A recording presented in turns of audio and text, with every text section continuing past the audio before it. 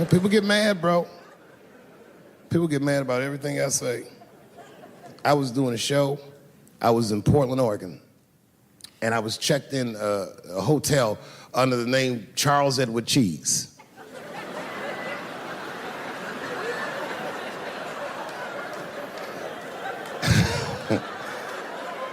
I came back to my room late at night,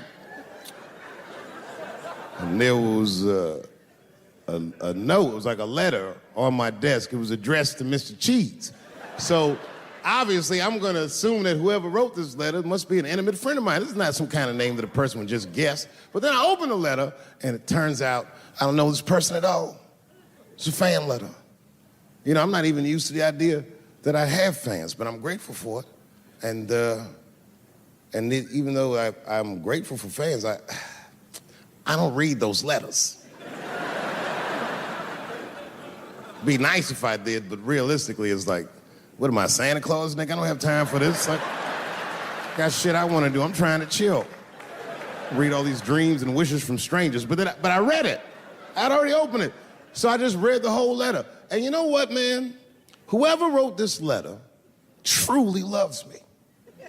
I mean, they were really fucking nice in the letter. And then they described to me what it was like to come to the show, how excited they were, how much fun they were having.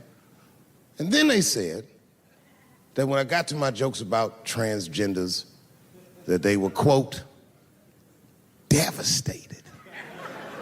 Because it turns out that whoever wrote the letter was transgender. Now, I'm going to be real for a second. As a policy, you got to understand, I never feel bad about anything I say up here.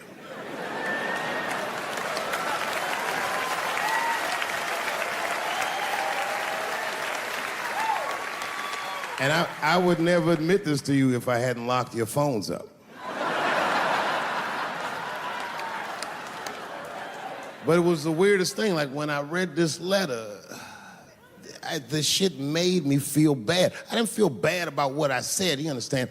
I felt bad that I made somebody else feel bad. To be honest, I don't even know what I said that upset that person. I have so many transgender jokes.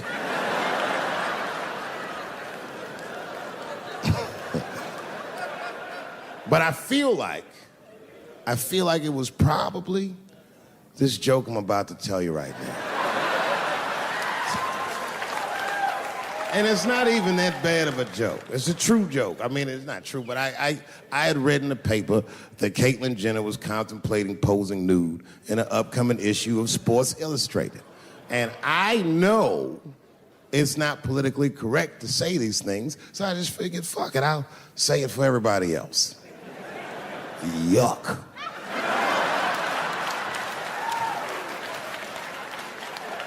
You know, sometimes I just want to read some stats. I don't know why you're gonna cram some man pussy in the middle of the sports page like this. I just didn't think that was the place for it. But I wasn't saying anything like Caitlyn Jenner's a bad person. I'm not mad at her for doing it. Not even mad at Sports Illustrated. If I'm mad at somebody, I'm probably just mad at myself. You understand? Because deep down, I know that I am not strong enough to not look at those pictures.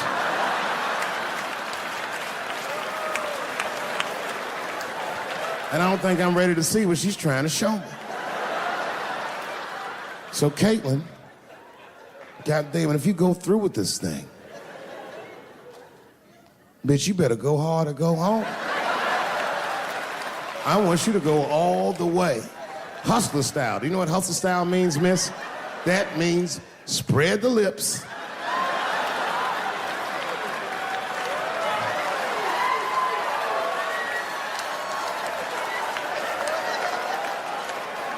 I hope she spreads her lips and there's an itty bitty dick inside. Ah!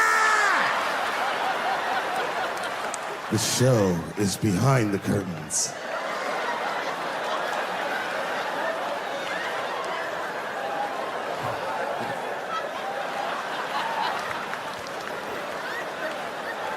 I don't know what I said that upset that person. But I'm gonna tell you something. When I read that letter, in the moments after I read it, I did something that many black men in America do not have the time or the money to do. I thought about how I felt.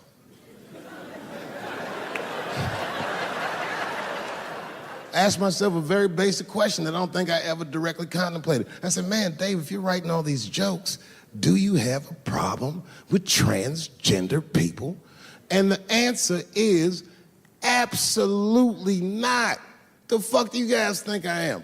I don't understand all the choices that people make. But I do understand that life is hard and that those types of choices do not disqualify you from a life with dignity and happiness and safety in it.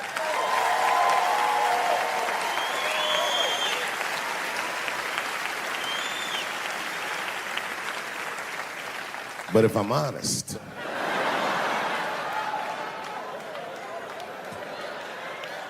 my problem has never been with transgender people. My problem has always been with the dialogue about transgender people. I just feel like these things should not be discussed in front of the blacks. It's fucking insulting, all this talk about how these people feel inside. Since when has America given a fuck how any of us feel inside?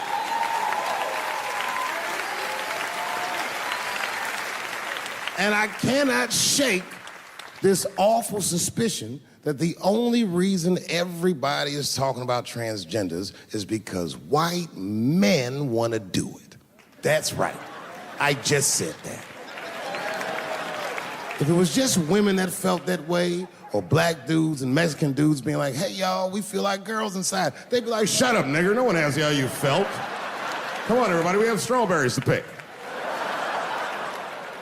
It reeks of white privilege.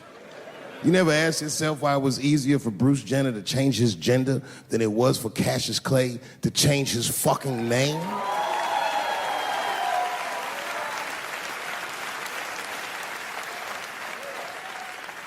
And if I were to be brutally honest, the only reason I ever been mad at the transgender community is because I was at a club in LA and danced with one of these niggas for 6 songs straight. I had no idea. And then the lights came up and I saw them knuckles. I said, oh no! And everybody was laughing at me, how world star. I said, why didn't you say anything? Then I heard that sultry voice. I didn't say anything, Dave Chappelle, because I was having a wonderful time. And I wasn't sure how you'd feel about it. I said, you knew how I'd feel. And she said, I'm going home. I don't want any trouble from you. I said, home? It's only 2 songs left. I mean, we might as well just finish the night.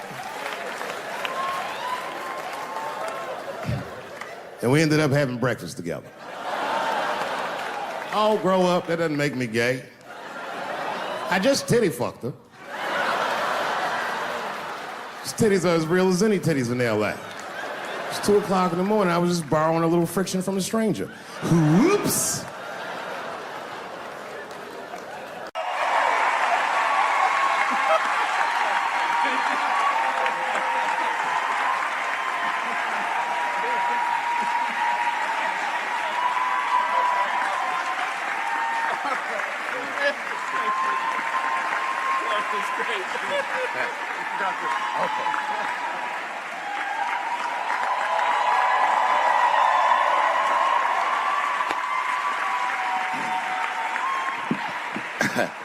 Man, I gotta tell you, when I was sitting here watching what all the other honorees have done with their lives, I started feeling like shit. Like, this is terrible.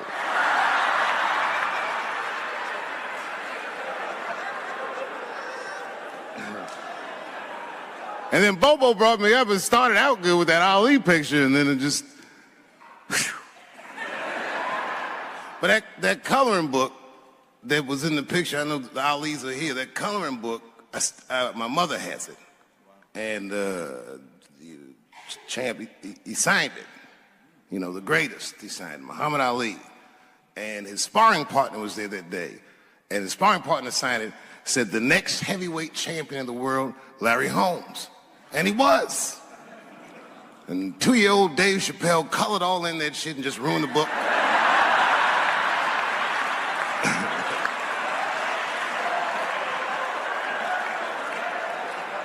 But I remember part of the book that I remember real vividly, because I asked my mother about it when I was a kid. There's a part where there's a picture of Ali throwing his Olympic gold medal into the Ohio River. That's why it's so weird for me being here. You know, both my parents were very brilliant. My dad went to Brown in 1955.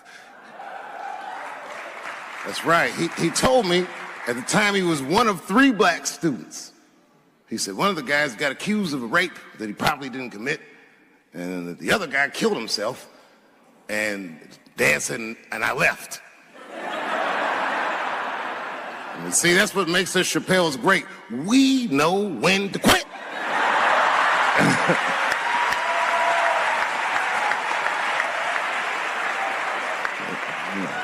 We all just live to fight another day.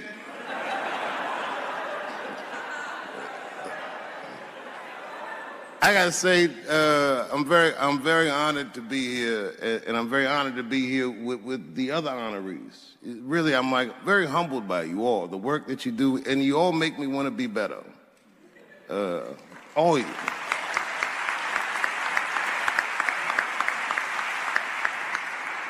And you know, I was gonna stop doing stand-up for a while because 4 comedy specials in a year is like, that's a lot, you know.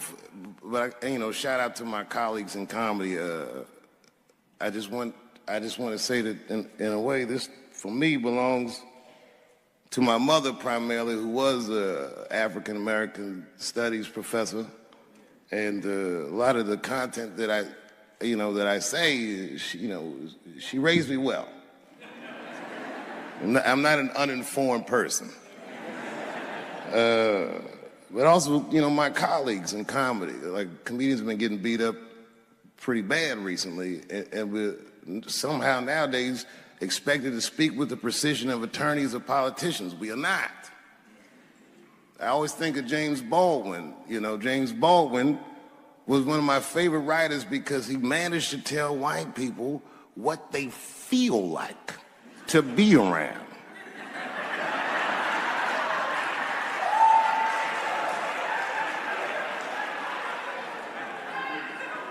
So I ain't gonna hang up my gloves yet.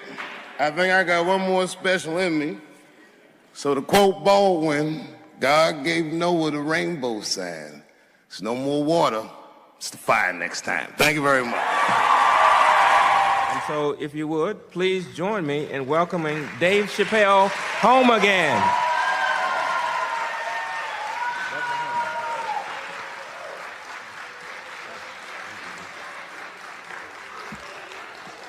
Oh, thank you.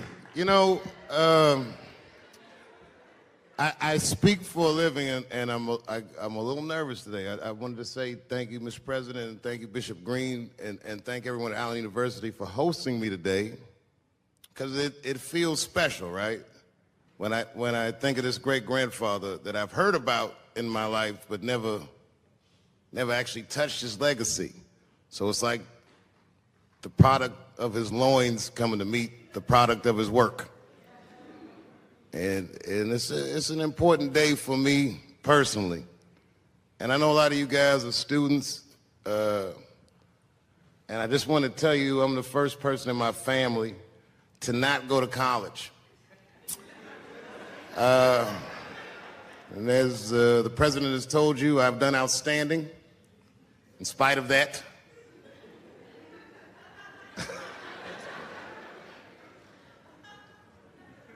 But one thing I did want to say, and one thing today just made me think about, for all the things that I've done, I'm most renowned for what I didn't do. I've made decisions in my career that a lot of people have called insane. 2004, had a $50 million deal on the table, and in a crisis of conscience, flipped the table over and walked away. Went to South Africa. Everyone said I was running away from the money. That is not true. In fact, I still want that money.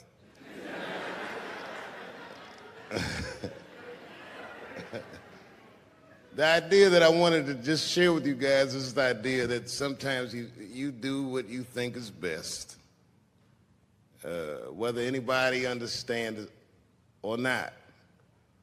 I heard a story about my father where someone told me he used to do statistics for a company in D.C. The company he did statistics for started doing business with the South African government, so he quit his job. It's caused a lot of problems between him and his wife. It's hard for a man when he can't provide for his family the way he wants to, and he suffered through it.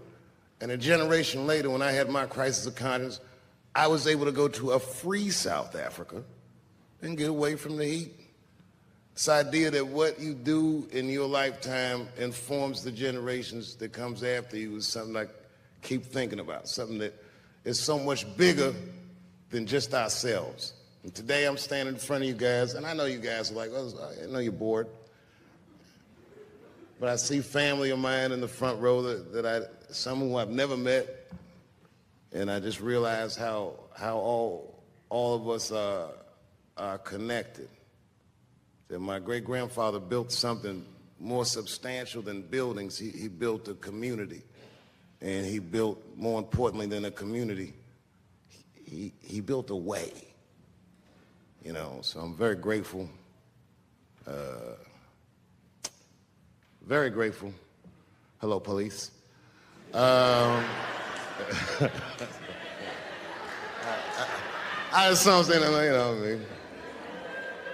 He's standing over like, so this is what black people talk about.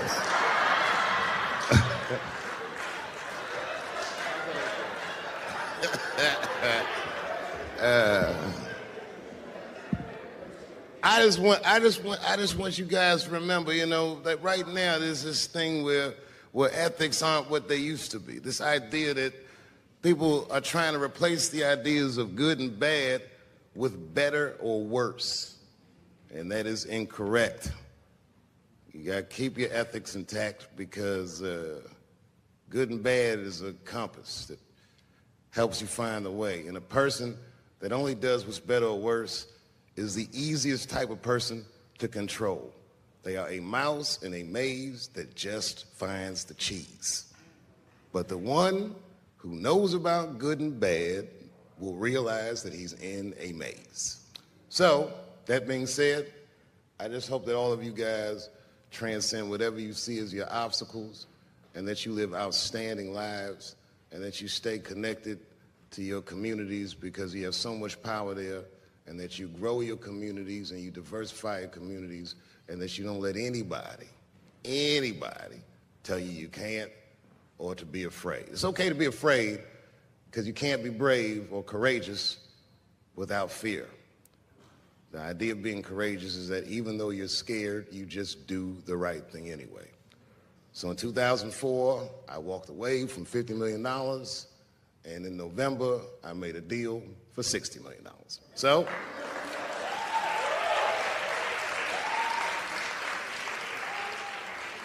although I am not the most famous comedian of my time, I would like to know what their great-grandfathers did. I'm very proud today. Thank you very much.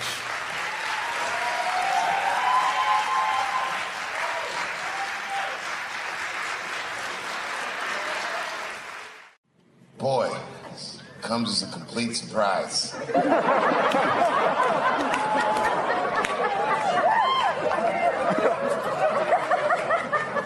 I mean, I read all the reviews, and they said so many terrible things. They were embarrassed for me. I had lost my way. It wasn't even worth watching.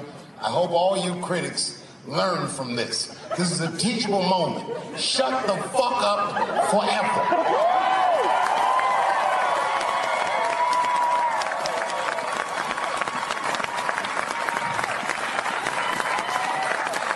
Two in a night. These aren't them. These are the ones I won for the other ones, motherfucker. I would like to thank my editor who was nominated. Unfortunately, he did not win, but I couldn't have been more honored to work with Jeff Urin.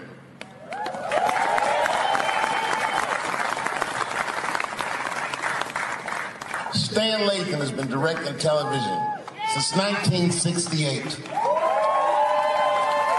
Any show that I watched when I was growing up, to Good Times, to Everything Black, and finally, you motherfuckers finally gave him an Emmy tonight. You deserve so much more, but I'm glad you came around.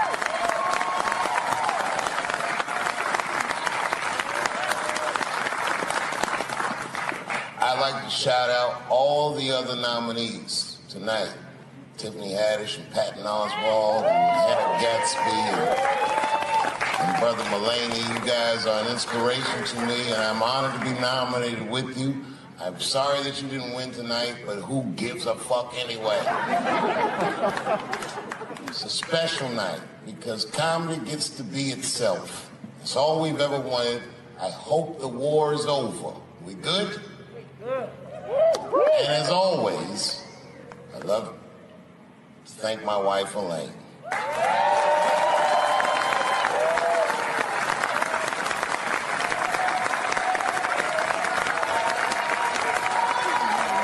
That's right. Elaine has been with me for the last 25 years and had to endure the pains of living with the greatest comedian ever. See you on Monday. Thank you very much. Good night.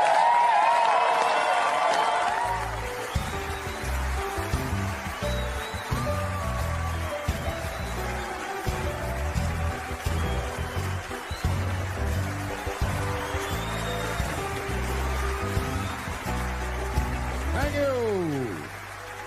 Thank you. Thank you.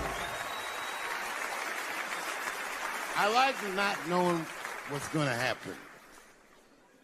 I like making memories. Sometimes I do all this crazy shit around my colleagues just so that they can tell their friends I did it.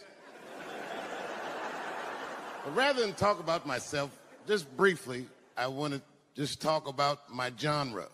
Stand-up comedy is an incredibly American genre. I don't think any other country could produce this many comedians. And unbeknownst to many people in this audience, I don't think there's opinion that it exists in this country that is not represented in a comedy club by somebody. Each and every one of you has a champion in the room. We watch you guys fight, but when we're together, we talk it out. I know comics that are very racist, and I watch them on stage, and everyone's laughing, and I'm like, that motherfucker means that shit.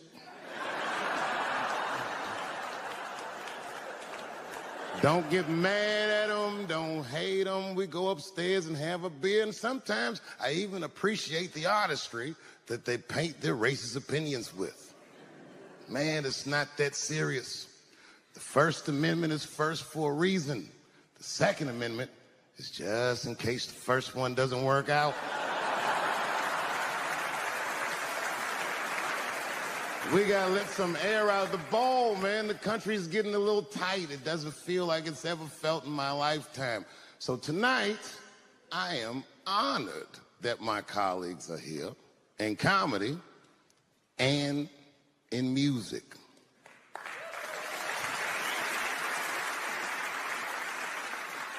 And I want everyone in America right now to look at me. Look at me smoking indoors. I didn't ask anybody. I just did it. What are they gonna do? Kick me out before I get the prize? No, nigga, this is called leverage.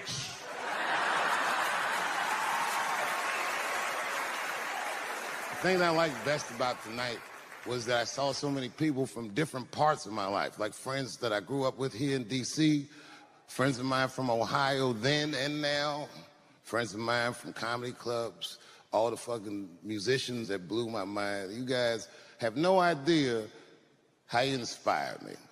I want to give a special shout out to my OG, Tony Woods. Miles Davis has a quote. It's one of my favorite. Miles Davis said so much cool shit, but one of the things he said I always loved, he said, it took me years to learn how to play like myself, You know, he would watch other musicians, and he would try to play like Dizzy or Bird or all the guys who were great. Tony Woods was my Dizzy and Bird if I was a Miles. I was trying to play like you. You were the first person I ever saw do it absolutely right. You were fearless, and you told the truth. There's something so true about this genre, when done correctly, that I will fight anybody that gets a true practitioner of this art form's way, because I know you're wrong. This is the truth, and you are obstructing it. I'm not talking about the content, I'm talking about the art form. Do you understand? Do we have an agreement? And what I really wanted to say tonight, and I'm glad I get the platform to do it, I'm gay. I am gay, and I can't wait to see what this does for my career, being gay like this. So many special shout-outs. One of the main architects of the comeback of the century, my brother and my mentor, the mighty Stan Lathan. I never dreamed that I would be able to work with someone as great as you. These last 5 specials, straight fire. I wouldn't want to do another special with anybody else but you. So eat your motherfucking vegetables and live as long as you can, because we doing a few more of these bitches. Neil Brennan, your speech made me cry, because it reminded me of all those hard days of work and all that money I never got for it. The other real special shout out I gotta make, because none of this would have been possible on any level without this person, is my mother. Mom. My mother. Mom. You have no idea what I put this woman through. If you had just given birth to me, that would have been more than enough. But the fact that you raised me and raised me well, we had a real oral tradition in our house. I knew the word griot when I was a little boy. A griot was a person in Africa who was charged with keeping the stories of the village. Everyone would tell a griot the stories, and they would remember them all so that they could tell future generations. And when they got old, they'd tell them to someone else. And they say in Africa, when a griot dies, it's like a library was burnt down. And my mother used to tell me, before I ever thought about doing comedy, she said, you should be a griot. And she'd fill me with every story of black life. You know, she's educated in African-American studies, and she would let me understand the context that I was being raised in, that I'm being raised in a hostile environment that I have to tame. By the time I was 14 years old, I was in nightclubs, mastering an adult world. It was terrifying. Crack epidemic was going on, and my mother would hear gunshots outside and be scared to death. Maybe it's my son. But early in my career, if you remember, Mom, you used to sit in the club with me. She'd do a full day of work. You'd be back there falling asleep, just waiting for me to go on. She would watch my show every night. Do you know how long that car ride is home?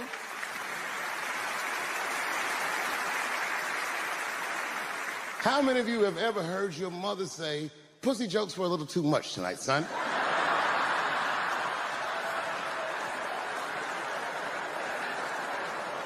I was a soft kid.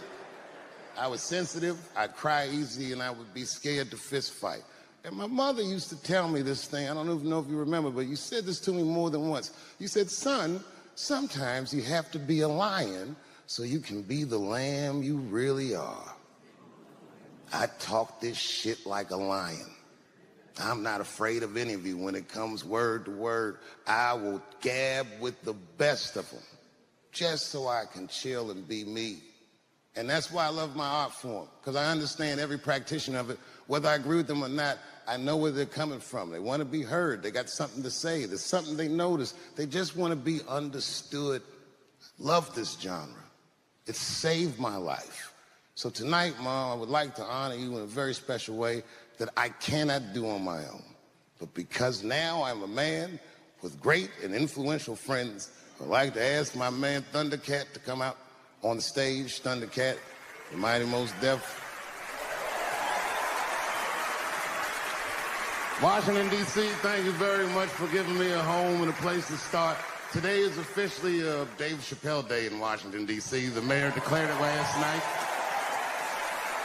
So, in the future, on Dave Chappelle Day, I ask everyone who wishes to celebrate it to make one incredible memory for themselves and or somebody else. Thank you very much. Good night.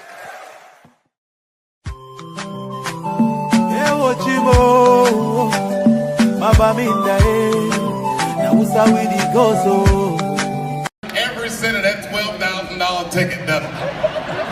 That's fantastic. Well, it's a pleasure to be here at the Illuminati bake sale or wherever this thing is that I'm at. I gotta tell you, I was nervous. Hey, how you doing? You know, it's funny when you see a black person in a room like that, and you're like, oh, she owns BET.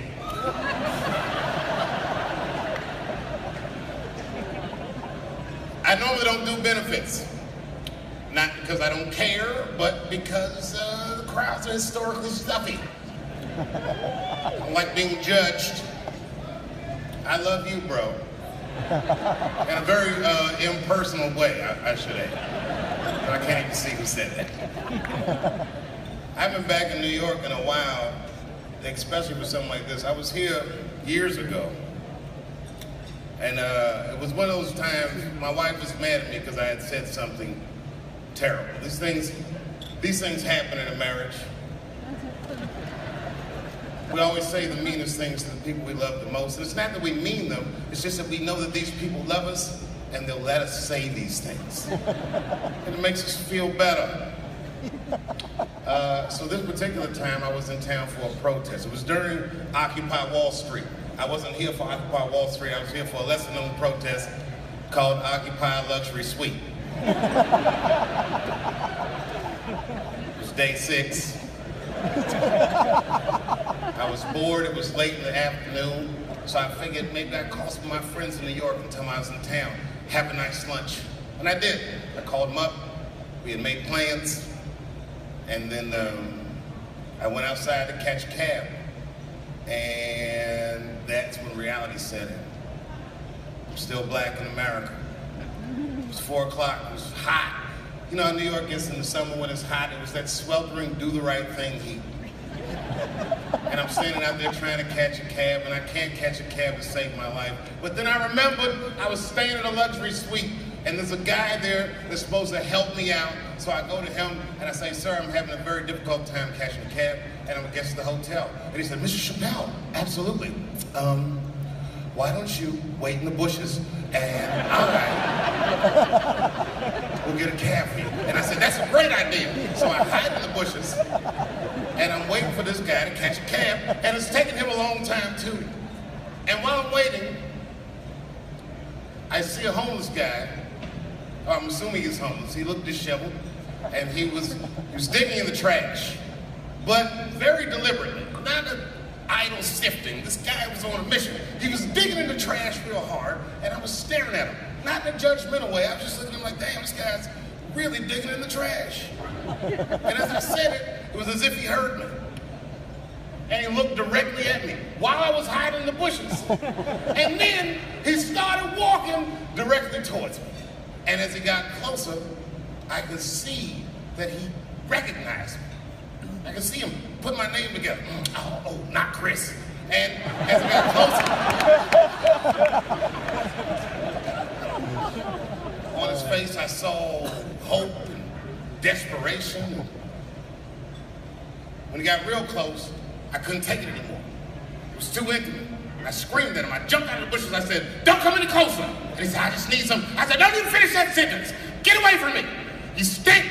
You stink, I said. And he looked at me and I saw fury in his eyes. And then I saw hurt. And then I saw resignation, like he remembered something. And then his eyes just drifted slowly down to his own tattered shoes. And instantly, when I saw that, I felt so much better. Just then my cab came and I jumped in my cab. I went uptown to a restaurant called Italy. It was fantastic. I highly recommend it. They serve huge portions. I couldn't even finish my lunch. And they comped my lunch. And then I was uptown, so I figured I'd do some shopping. And I did some shopping uptown. And then there I was at Columbus Circle, trying to catch a cab downtown. And again, racism reared its ugly head. I couldn't catch a cab downtown. And then I remembered, holy shit, I have $5 in cash on me. So I went across the street to Central Park South and I caught a horse and buggy all the way from Central Park South back downtown to the village. It was beautiful. By this time, the sun was setting and there was that orangish, purplish glow in the sky, and I had a blanket over my lap, concealing an erection that I had for absolutely no reason. It turned out to be a wonderful day. Then I got back to the hotel, and I guess who was across the street? The same homeless guy that I had seen earlier. And to be honest with you, the sight of him disgusted me. I ran to the hotel door, and the only thing that stopped me was I saw my own reflection in the glass. There I was, spaghetti sauce on my face from my expensive lunch, arms filled with shopping bags. And I must have Medusa'd myself because I stood there for a very long time. And then, the story's going nowhere, but the guy that helped me earlier saw me and he said, Mr. Chappelle, are you okay? Do you need some help with your bags? And I said, no, I don't. I need you to just keep an eye on me because I have to go across the street and take care of something. And I ran across the street to that homeless guy that I'd seen earlier. And as soon as he saw me, he was mad. He said, I said, look, man, I'm sorry. That's why I came over here. I just wanted to let you know that it was wrong for me to say that. And to be honest with you, I couldn't even smell you when I said it. I didn't know that you stunk, but you do stink now that I'm close. And I just wanted to let you know that I was wrong and I'm sorry. And his eyes softened. Now I couldn't see any anger or anything. Matter of fact, I couldn't even read his expression. He just looked at me for a long time. It made me very uncomfortable. They said, you know, deep down, I think I'm around this area because I was hoping that I would run into you. I was gonna punch you in the stomach. It takes a real man to know when he's wrong. And it takes a bigger man than that to admit that he's wrong. And you coming over here and apologizing to me, he said, that's no little thing, young man. And I accept the apology. And I said, well, thank you very much, sir. And I don't mean this in a bad way, but I had a wonderful day today. I said, it was a beautiful day. And the only time I felt bad all day is when I thought about you. And he said, that's fucked up. I said, I know. But I did think about you when I was shopping, and I bought you something. In case I might have saw you. He said, you bought something for me? I said, yes, I did. And I set all my shopping bags down, and he went up to that shopping bag, and he looked in there, he said, oh my God. I said, not that one, motherfucker, this one's for me. And I handed him a Macy's bag. He said, oh my God, is this for me? He says, for you, go ahead, look. He said, this is a brand new lime green velour Sean John sweatsuit. I said, yep, same shit Puffy wears. And he said, man, thanks, young man. And he started to put it on right there on the street. I said, wait a minute, that's not all. Look in the pocket. They looked in the pocket, and he was like, is this a, I said, that's right, a marijuana cigarette? I said, yes, that's right. He said, I have not smoked marijuana since Vietnam. But I'll smoke it if you smoke it with me. I said, well, I hadn't planned on putting my lips on the same joint as you. Sure, why not? I'll light it first. And I lit the joint. We literally sat there on the dumpster right there in Soho. Smoke weed, me and this homeless dude. He had on that lime green sweatsuit. Kind of looked like Oscar Grouch, as the son was saying. I know you guys are mad right now. The point is this. We are all incredibly privileged people. And, you know, I was the first guy on television to ever say, give Donald Trump a chance. I know, I fucked up. I shouldn't say that. Huge mistake on my part.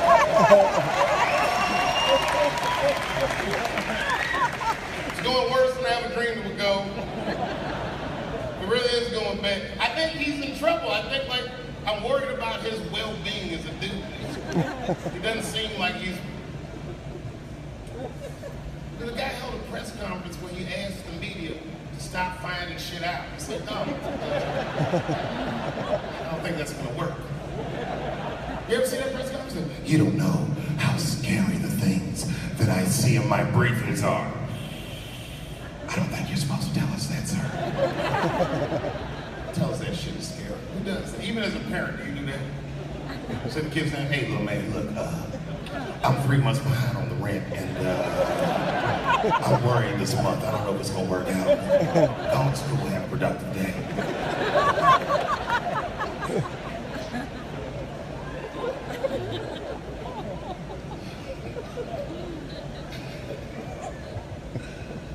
I don't know. Maybe it'll last a few more months. Every day when you wake up, you never know what he's gonna be next. Donald Trump. He's exciting like you thought the black president would have been. He's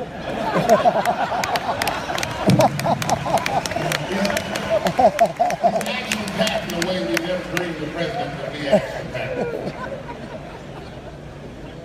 That's great. Here's a crazy shit. Donald Trump said we should not let any Muslims into the United States until we can figure out what's going on. And I think that's way out of step with the way people feel in America. Am I wrong on that, or was it me? I think you guys are not a good gauge of how people actually feel about it. You're largely rich white New Yorkers. You didn't even know he was going to win in the first place. I'm the Jane Goodall of white people. I live amongst the poor whites. I study them. And I have no problem with any white person, but the poor whites are my least favorite. A lot of trouble from that. But I knew he was going to win. And I just felt like he was out of step. Like, I feel like most Americans believe that we respect each other's beliefs, whether we share those beliefs or not. I know I feel like that. Even out there in Ohio, it's like that. I respect everybody's beliefs, except for whatever Amish people believe. Can't stand seeing them.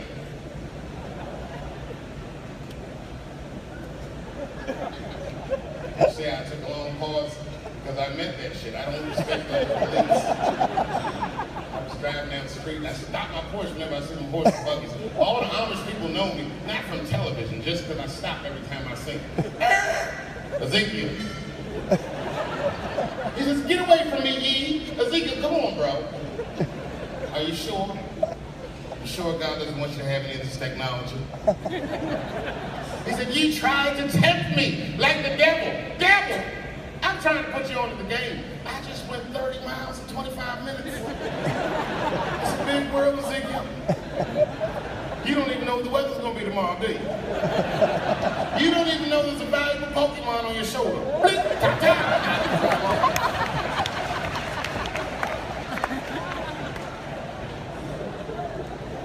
I mean, don't let any more Muslims in the country till we figure out what's going on. I already know what's going on. It's like 17 mass shootings in the United States. 4 of them were done from Muslims. 7 of the countries that are banned have none of those 4 people from them. And the other 13 shootings was done by crazy white people. And you don't see us banning white people from benefits to keep the rest of the audience safe. Not only is it wrong, it would be catastrophic to the Robin Hood Foundation's bottom line. There were no white people here, we'd only raise $300, maybe $400 tonight. That's not we all need each other. Is he gonna get impeached? Trump? No, I don't want that enthusiastic hooray. I want somebody, I know there's a guy in this room somewhere that's like, Yes, he is straight. And I'm like, yes, he is. His wife still lives in New York, doesn't she? Nobody wants. You guys probably know him personally. I forgot where I was. Sorry about that. I'll just Google the shit when I get home. Hey, how are you, man? You look great, by the way. They asked me to come here for 15 minutes. Sure, they regret it. I am the other Westmore. I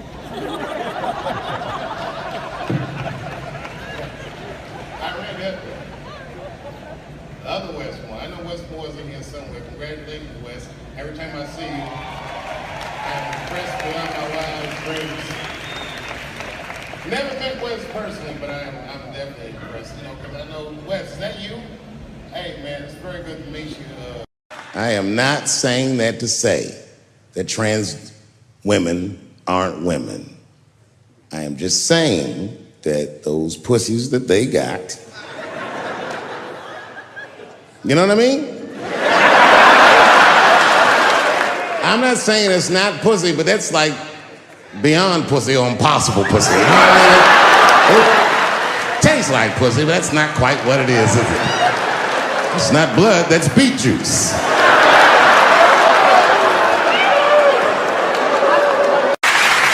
But I can't say the word faggot. And she said, because, David, you are not gay. I said, well, Renee, I'm not a nigger either.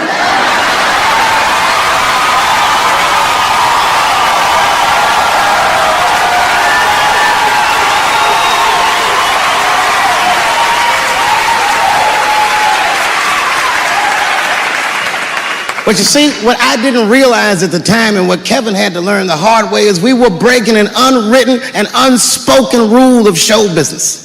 And if I say it, you'll know that I'm telling you the truth. The rule is that no matter what you do in your artistic expression, you are never, ever allowed to upset the alphabet people. You know who I mean. Those people that took 20% of the alphabet for themselves. I'd say the letters, but I don't want to conjure their anger. It's too late now. I'm talking about them L's and them B's and them G's and the T's. People be surprised. I have friends, all kinds of letters. Everybody loves me and I love everybody. I got friends who are L's, I got friends who are B's, and I got friends who are G's. But the T's hate my fucking guts.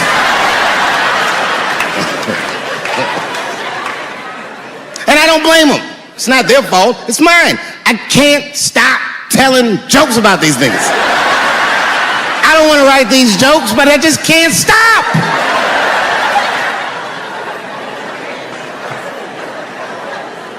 You know, you hear all those letters together all the time, LBGT, LBGT, and you think it's just one big movement. It's not. All those letters are their own movement. They just travel in the same car together. And my guess is,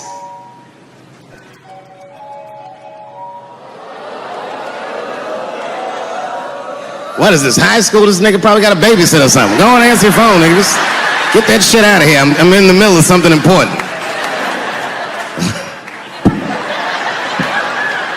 Wouldn't it be funny if we made fun of him? He was like, and he went outside like, hello? Mama's dead. Oh no! Mama's dead.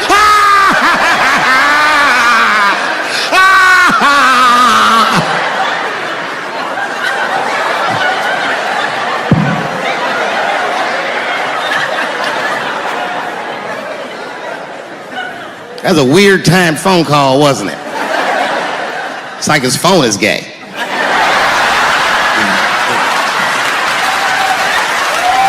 But motherfuckers are just taking it too far. I don't know why or how everybody got this goddamn sensitive. You know who hates me the most? The transgender community. Yo, yeah, these motherfuckers. I mean, I didn't realize how bad it was. These motherfuckers are really mad about that last Netflix special.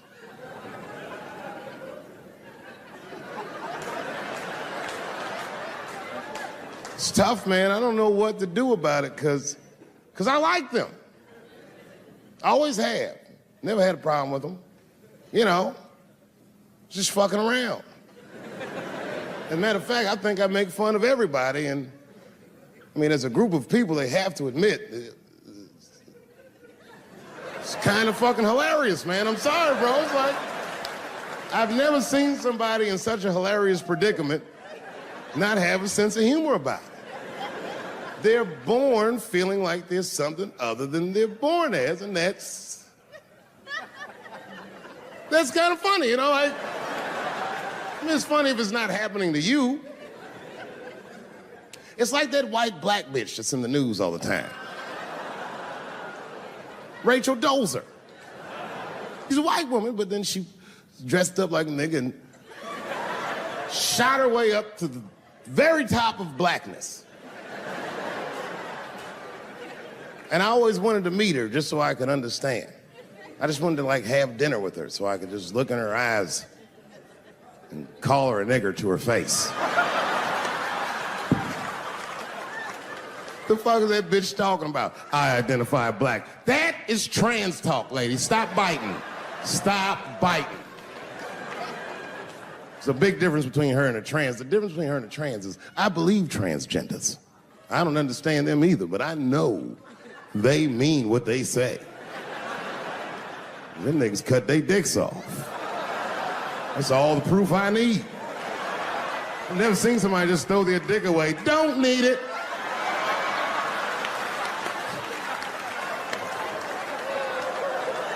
I don't understand, but I believe you and I support your decision, motherfucker. But how far is Rachel willing to go? What is Rachel willing to do so that we blacks can believe that she believes she's actually one of us? Bitch, are you willing to put a lien on your house? Invest in a mixtape that probably won't work out?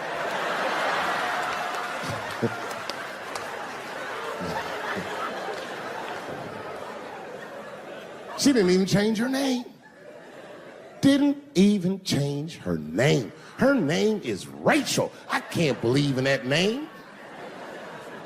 If you want my support, you're gonna have to change your name to the blackest shit I've ever heard. Bitch, you're gonna have to change your name to Draymond Green. I don't know a blacker name than that. That shit is black on paper. If you type Draymond Green into Airbnb, that shit will log off automatically.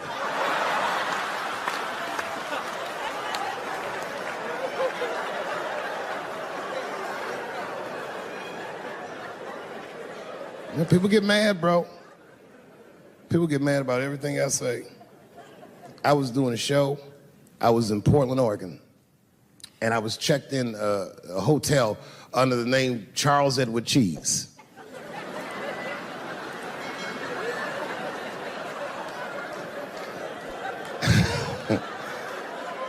I came back, and there was a note. It was like a letter on my desk. It was addressed to Mr. Cheese. So obviously, I'm going to assume that whoever wrote this letter must be an intimate friend of mine. This is not some kind of name that a person would just guess. But then I open the letter, and it turns out I don't know this person at all. It's a fan letter. You know, I'm not even used to the idea that I have fans, but I'm grateful for it. And even though I'm grateful for fans, I don't read those letters. Be nice if I did, but realistically, it's like, what am I, Santa Claus, nigga? I don't have time for this. Like, got shit I want to do. I'm trying to chill. Read all these dreams and wishes from strangers, but I read it. I'd already opened it. So I just read the whole letter. And you know what, man? Whoever wrote this letter truly loves me.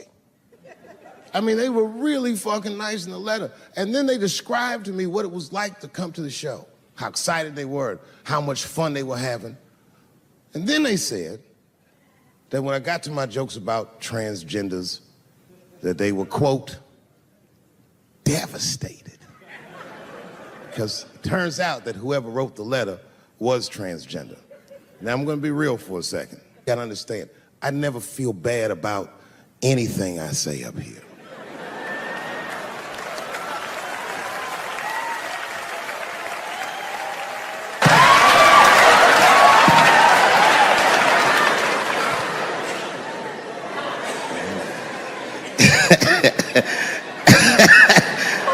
Like I was saying,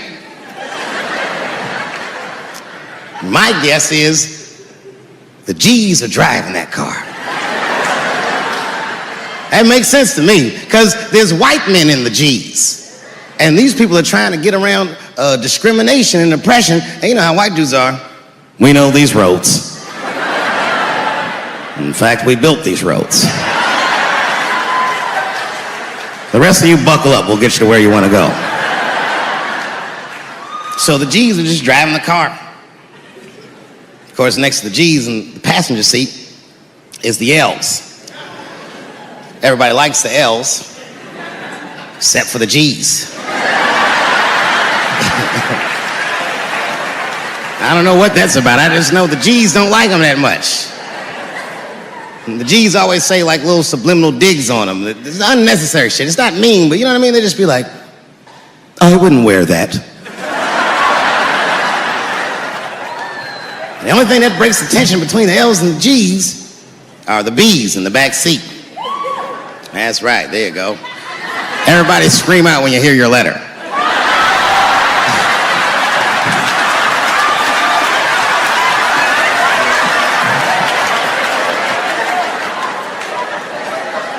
If it's one thing that the L's and the G's agree on, is that the B's are fucking gross. They seem greedy to the L's and the G's, you know what I mean? They're just sitting in the back seat like, yeah, man, I'll fuck anybody in this car. What's going on, man?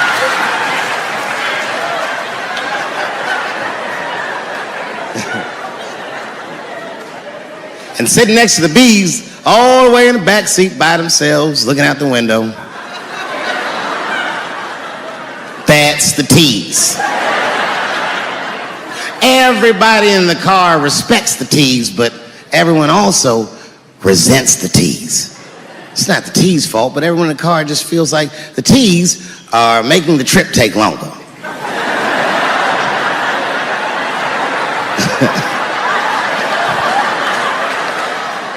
Anything the T's say gets on everybody's nerves. And then the T's don't even say anything bad. They just be in the back talking to himself. I'm hot. Shut up. Shut the fuck up, okay? Just roll the window down, you bitch. I don't know what you... What? Just said I was hot. Could you pull over at the next exit? I need to use the restroom. There is not a restroom for you for 4 states, nigga. Will you just shut the fuck up so we can get where we're going?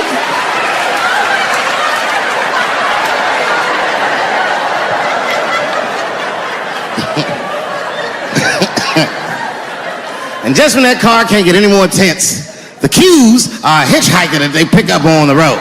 Some white dude in booty shorts is walking down the freeway.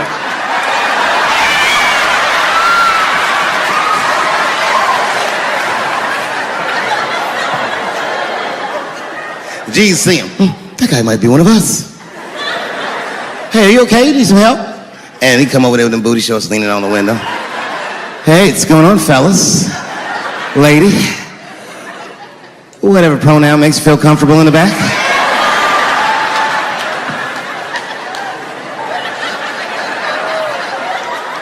Yeah, I don't really know where I'm going. I don't know if I'm gay or I'm straight or whatever. All I know for sure is that I really want to get in this car.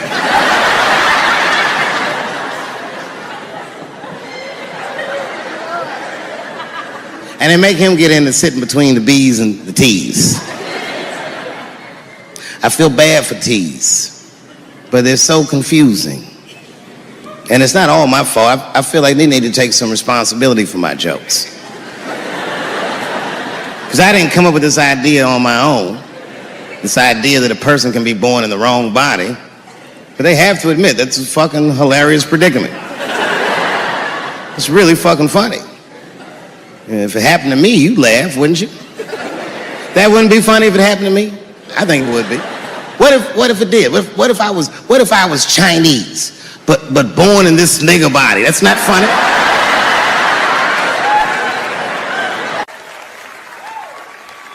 And I would never admit this to you if I hadn't locked your phones up.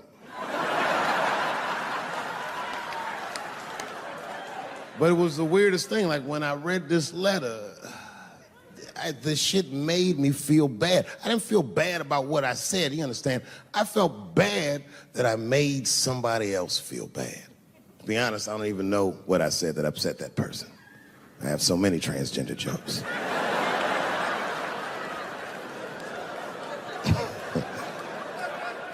But I feel like it was probably this joke I'm about to tell you right now. And it's not even that bad of a joke. It's a true joke. I mean, it's not true, but I had read in the paper that Caitlyn Jenner was contemplating posing nude in an upcoming issue of Sports Illustrated. And I know it's not politically correct to say these things, so I just figured, fuck it, I'll say it for everybody else. Yuck. Oh, sometimes I just want to read some stats. I don't know why you're gonna cram some man pussy in the middle of the sports page like this. I just didn't think that was the place for it. But I wasn't saying anything like Caitlyn Jenner's a bad person. I'm not mad at her for doing it. Not even mad at Sports Illustrated. If I'm mad at somebody, I'm probably just mad at myself. You understand? Because deep down, I know that I am not strong enough to not look at those pictures.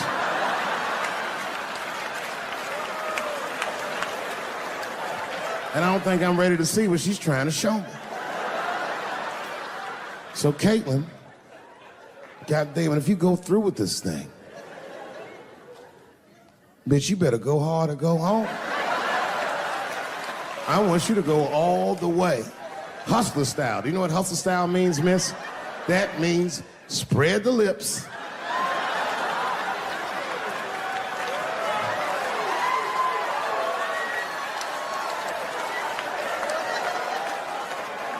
I hope she spreads her lips and there's an itty bitty dick inside. Ah! The show is behind the curtains.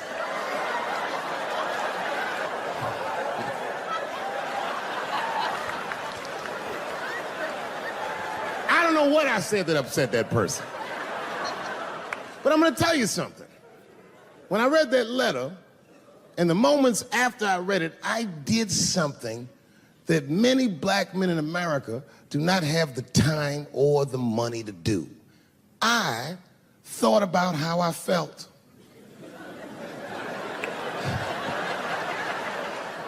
I asked myself a very basic question that I don't think I ever directly contemplated. I said, man, Dave, if you're writing all these jokes, do you have a problem with transgender people? And the answer is absolutely not. The fuck do you guys think I am? I don't understand all the choices that people make. But I do understand that life is hard and that those types of choices do not disqualify you from a life with dignity and happiness and safety in it.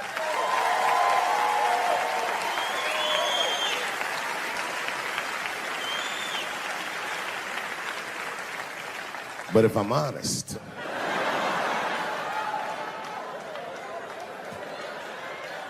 my problem has never been with transgender people. My problem is transgender people. I just feel like these things should not be discussed in front of the blacks. It's fucking insulting, all this talk about how these people feel inside. Since when has America given a fuck how any of us feel inside?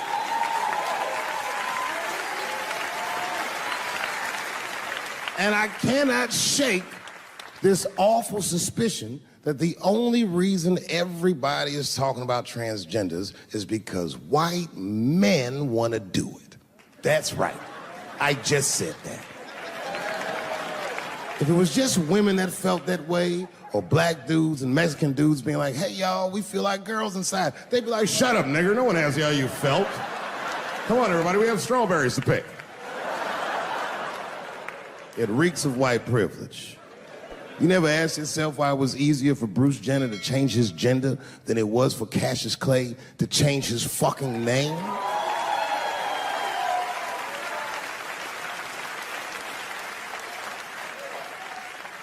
And if I were to be brutally honest,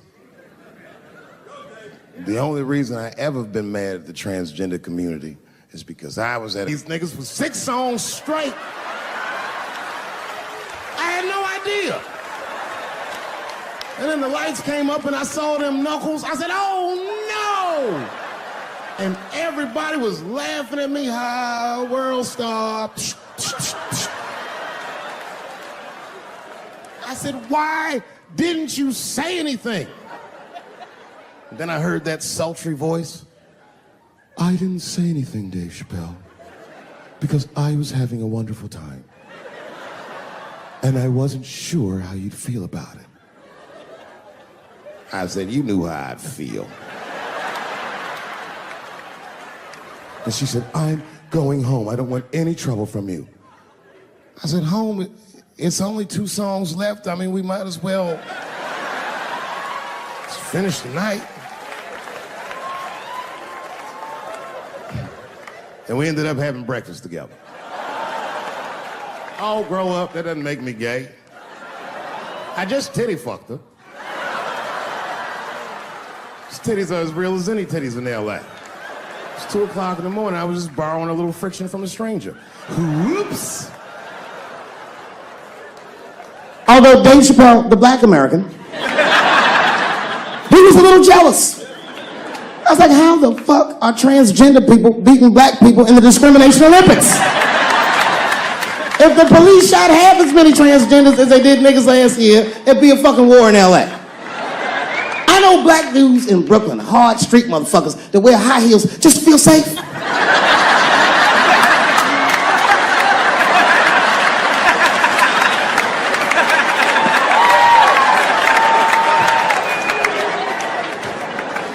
Transgenders are gangsters. I used to do business with a transgender in Hollywood. Man, everybody would be scared of her in the boardroom. She'd walk in there, newly minted woman, high heels, purse. Wouldn't say anything to us, just walk around the conference table looking mean as shit.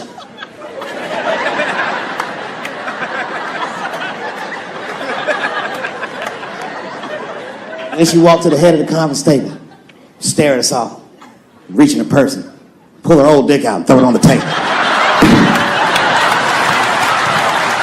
Let's talk business, gentlemen. Ah!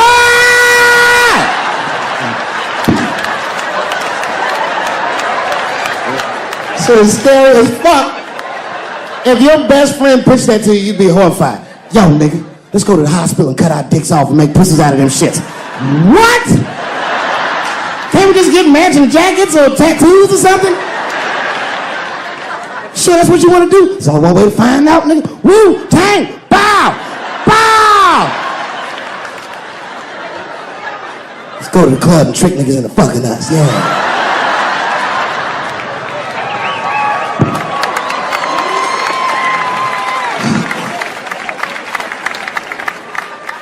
The third time I met O.J. Simpson.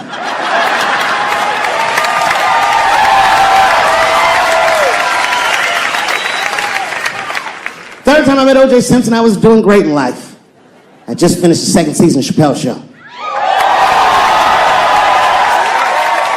Man, those were good days. I was playing a comedy club in Miami, the Improv. I don't know if you've ever been, but if you have, you'd know. The door for the green room is right on the stage. Can you imagine such a thing? If I walked out of the door of the green room, bam, I'm just right here. It's right from the dressing room. And I did that. I walked out, and the whole crowd was like, hooray! And I looked, ma'am, as close as you are to me, I saw him as soon as I came out, the juice. And I saw recognition in his eyes, and it filled me with pride that he knew who I was. I didn't acknowledge his presence because it was a white audience, and I didn't want to start a panic. But I did my show. Show went great. I said, good night, everyone. They all said, yay! And I didn't say nothing to OJ, but I just gave him a signal, let him know I knew he was there. And I walked into the green room, and OJ was already in there. was like, how the fuck is this possible? I was scared. And then my friends came in and we all started talking. We sat down on the couch. And I'm just telling you what I saw with my own eyes. You can believe me or not believe me. But in my experience, O.J. Simpson, one of the nicest men I'd ever met. He was nice to me. He was nice to my friends. The conversation was filled with warmth and levity, humor, and wisdom. We talked for 90 minutes, and then suddenly the Juice said, you know what? I've got to be going. But it's good to see you again, and I'm glad things went so well. I said, thanks, Juice. And my friend said, yeah, goodbye, Mr. Juice. They're new to the game. He said, no, thank you for your hospitality. Good night, guys. And we said, good night. And he just walked out of the room. And as soon as the door closed, we all looked at each other like, that nigga did that shit. I could feel like murder in the room.